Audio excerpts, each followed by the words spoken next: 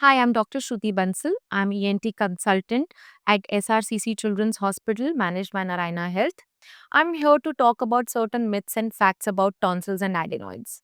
So, do every child or every person has tonsil adenoids in their body? Yes. It's present in every individual. They are part of your immune system. They're actually your first line defense, but they're primarily functional or important in first few years of life. Gradually their function tends to decrease, and later on the part of the immune system, the general systemic immune system, takes over and they provide us the immunity. Myth number 2, uh, not tonsils and adenoids should not be removed because they are very essential for immunity.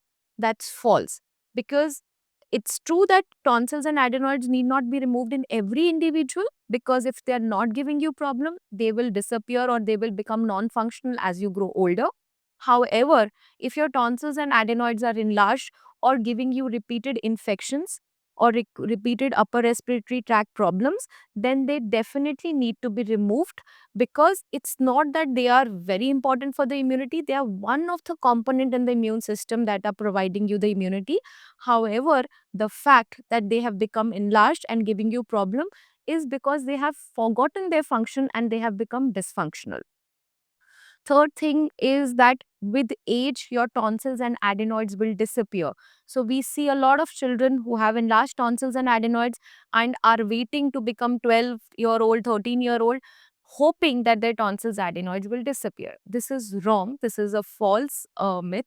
And any child who has big tonsils and adenoids that is giving them a problem as a kid is not going to disappear on its own. There are different grades and different sizes of tonsil adenoids. Some of them do get better with age because you tend to outgrow them.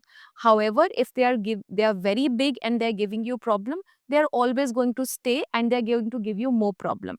And what we have seen is that older children have more issues with related to surgery when they are operated in older age as compared to younger children. Last but not the least is only children have tonsils and adenoids. That's not true. Tonsils can carry on and they can keep giving you problem even as adults.